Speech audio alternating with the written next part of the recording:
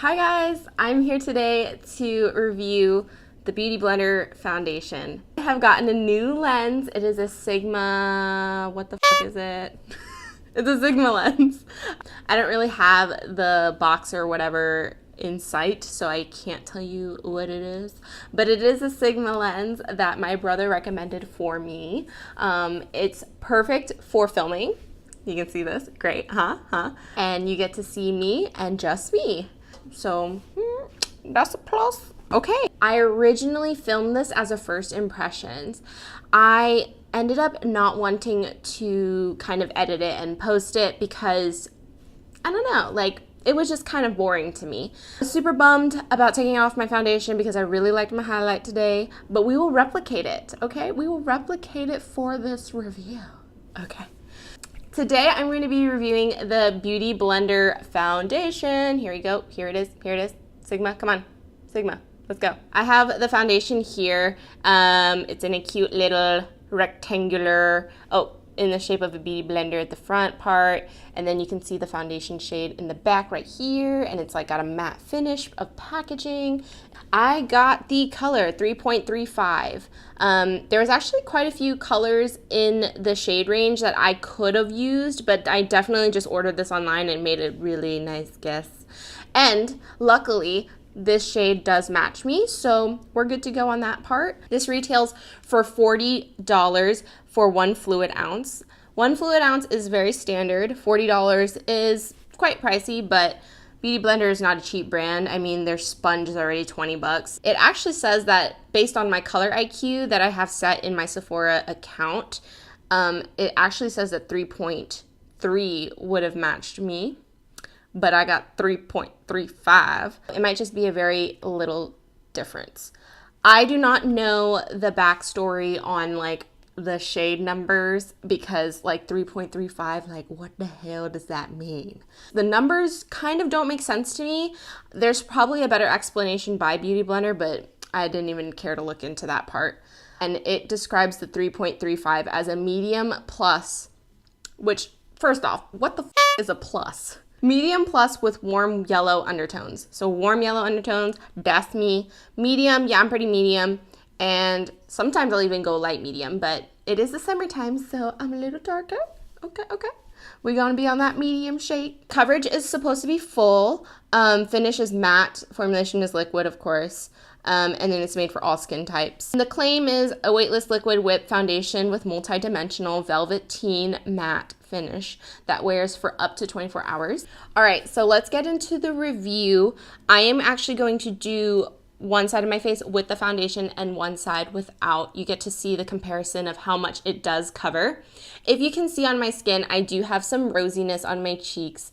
I really like this packaging. It's really sleek, pretty modern-esque. I've never seen packaging like this actually. And also there's a little pump back here, so it pumps out.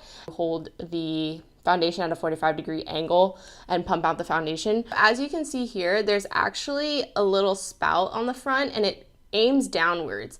So that makes sense that it has to be at a 45-degree angle so that it can kind of just squirt straight into your hand if your hand was like right here.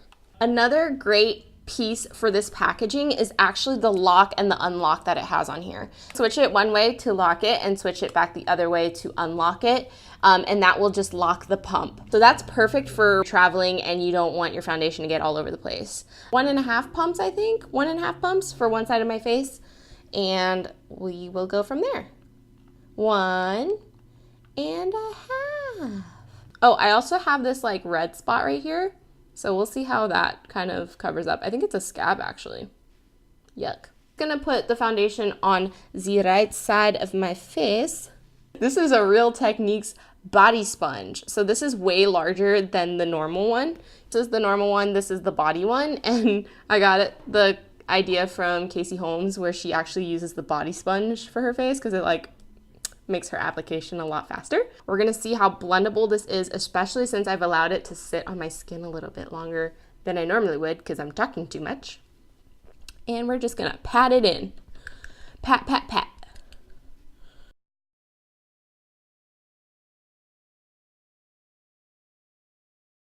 So right off the bat on my right side, definitely covered up my redness. It did give me that pretty full coverage look.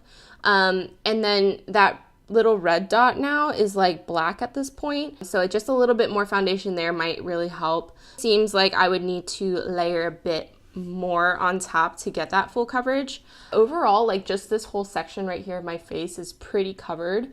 It looks pretty good. That blended out in like 2 seconds. So I'm just gonna do like maybe a half pump. That was almost a full pump. But I'm gonna actually put it more in the spots that I need more coverage. I'm gonna put some at my temple. I don't know why, but I always miss my temple, like when I'm putting foundation on. That's the foundation on my right side. You can definitely see the difference. That is 2 pumps on one side of my face. With Huda Beauty's foundation, for example, I am able to do 1 pump and literally spread that all throughout my face. So I will say keeping the coverage with the spreading of the foundation is actually not that great with a Beauty Blender foundation. So this is definitely more concentrated. I don't know if it's buildable actually. I would not say that this did it effortlessly, like it took a bit of work or 2 good old pumps to really give me that coverage. Even then, I still see slight redness right here. This is without any foundation. And this is with the Beauty Blender foundation. It looks really pretty. It looks really pretty on camera. So I'm gonna go ahead and put it on the other side of my face, finish my face makeup, and I will finish off this review in a second.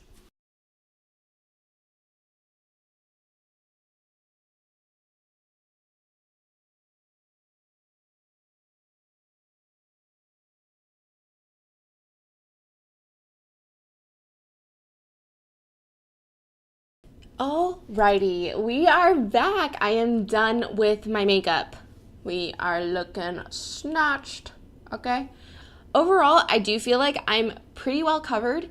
Pretty much after I had put everything down, set it with powder, we were good to go. It does make me look nice and airbrushed. Just kind of in this area, I can really see the smoothness really coming through, which is pretty cool. The only downside is that it's not as effortless as a lot of full coverage foundations. So with this one, you really have to build it up to get that full coverage, but it definitely is there. I do feel like the foundation's good, but not something I would be like, oh my gosh, you need to go grab this. This is like the best thing ever. Like it really is just a foundation. But I was super duper excited to try out this foundation. I'm very glad that I tried it too. It was a matte finish, maybe quite drying actually. The dryness that I feel is really not that bad. I just feel that my skin, since the foundation was matte, I do feel like it kind of sucked out the moisture in my face.